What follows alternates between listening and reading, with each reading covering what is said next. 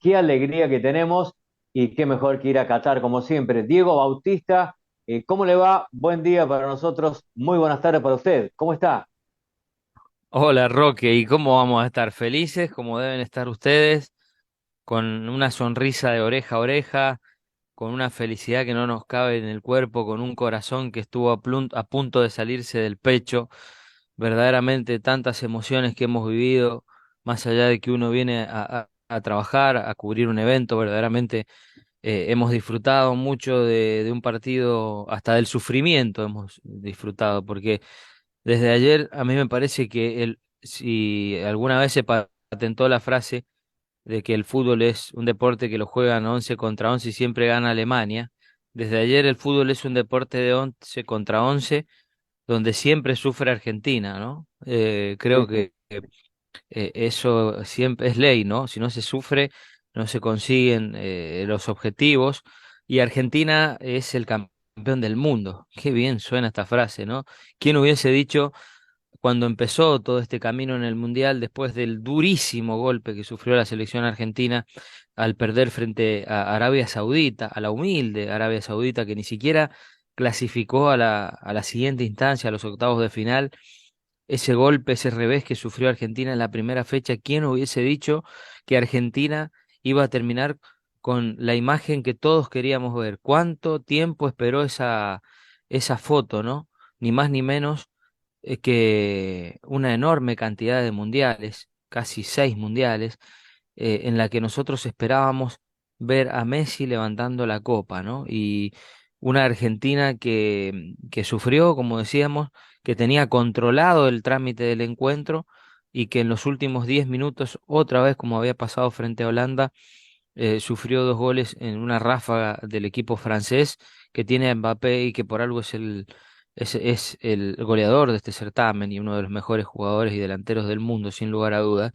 Pero bueno, Argentina se supo nuevamente levantar de esa adversidad que significó el empate, fue y convirtió el tercer gol y después, bueno, sufrió otro penal que de manera involuntaria comete Gonzalo Montiel, un penal que cambia por gol Mbappé y bueno, y todo lo que ustedes ya vieron. Pero sinceramente han sido días de muchas emociones, nos hemos acostado muy tarde, nos hemos levantado también tarde porque obviamente hemos descansado poco, pero con mucha felicidad por estar acá y por vivir esto que sin lugar a dudas va a ser histórico, porque Argentina ni más ni menos se ha abordado la tercera estrella en el escudo de la Asociación del Fútbol Argentino. Diego, además es cierto esto, ¿no? Se ha trabajado en equipo, no solamente los periodistas han trabajado en equipo, nosotros, gracias a Dios, hemos tratado de trabajar humildemente a la distancia en equipo y la selección demostró esto, ¿no? Que trabajando en equipo desde la era Scaloni hasta la fecha se logran estas cosas, ¿no?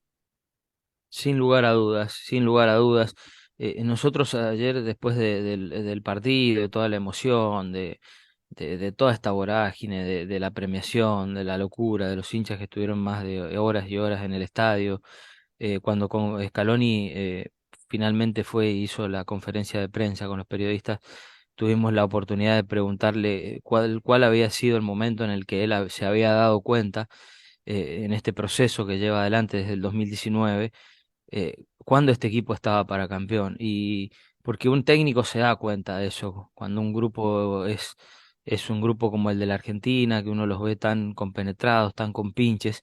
Y él dijo que esta selección desde siempre fue un grupo humano excelente, que ayer hubo jugadores que ni siquiera estaban citados, como el caso del Kun Agüero festejando, obviamente con un Kun Agüero que hace un año dejó de jugar por una afección cardíaca, ¿no? Pero hubo otros jugadores como Lo Celso, como Nico González, que estuvieron en la premiación de Argentina, que estuvieron acompañando al plantel a todos lados, y eso habla de lo que es el grupo. Dybala, por ejemplo, que jugó muy pocos minutos, pero cuando entró fue clave. Ayer, por ejemplo, al convertir ese segundo penal cuando la pelota quemaba y ejecutándolo con una virtuosidad admirable como la que tiene Paulo Dybala, el cordobés. Sinceramente, Argentina es un grupo, es un grupo humano muy, muy valorable. Más allá de que esto termina en un final feliz, lo hubiésemos dicho si Argentina hubiese caído derrotada, porque los penales son así. Sí, sí. Apareció en toda en todo su esplendor nuevamente el Dibu para tapar uno de los penales y para hacer equivocar a Tchouaméni a tirarla afuera, porque genera tanta presencia, genera en los rivales un cierto temor cuando van a enfrentarlo, el Dibu Martínez, que verdaderamente se ha convertido como una especie de monstruo sagrado que emula a Goicoechea en aquel Mundial 90. Sin lugar a dudas, el arquero del Mundial, merecido premio, y bueno, lo que significa este Mundial para coronar de alguna manera lo que el fútbol le debía a Messi, ¿no? Que es justamente la Copa del Mundo. Y ayer nos preguntábamos con unos colegas, verdaderamente no le falta más nada a Lionel, quizá un título local en Argentina, eh, o una Copa Libertadores, pero lo demás lo ha ganado todo y ahora es momento de plantear si en realidad es o no el mejor jugador de la historia, ¿no? Porque al menos del fútbol contemporáneo y moderno sí lo es, no me quedan dudas de eso, porque no solo es un mensaje el de levantar la copa, sino el recorrido, el camino, las veces que insistió. O sea, no solo es una coronación futbolística deportiva, un ejemplo para los chicos que se inician en una carrera deportiva, sino es un ejemplo de vida, Lionel Messi, porque se levantó una y mil veces, renunció a la selección incluso, y volvió para concretar este sueño que lo tenía desde muy chico, y verdaderamente imponiéndose ante un montón de obstáculos y de superación de adversidades, como sinceramente fue lo que sucedió ayer durante el partido, un partido que parecía que Argentina, como decíamos recién, lo tenía controlado, pero no fue así. Diego, la última pregunta, si te dejo en libertad, sé que tiene mucho trabajo todavía en Qatar. ¿Cómo está Qatar hoy, teniendo en cuenta que viene la nostalgia del regreso, ¿no? De las despedidas de Qatar y cuándo podría llegar Argentina aquí al país? Mira, nosotros en este momento estamos en el centro de media de FIFA. Se está desmantelando todo esto, verdaderamente estuvimos un mes acá trabajando diariamente y ahora prácticamente ni wifi hay. Están desmantelando todo, muchos colegas ya se han ido, muchos hinchas se han ido, queda gente todavía, pero son los menos.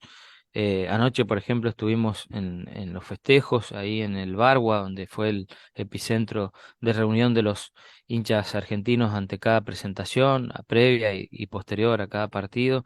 Y sinceramente hay muchos argentinos todavía, pero en el transcurso de esta semana, sin dudas, Doha va a quedar vacía y ya se empieza a ver en los subtes, en la frecuencia de los micros, que cada vez es menor.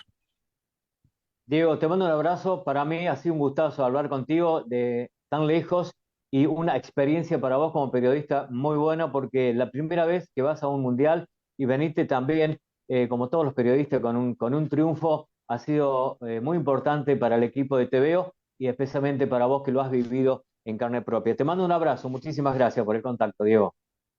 Abrazo grande, Roque, y muchas gracias por tus palabras.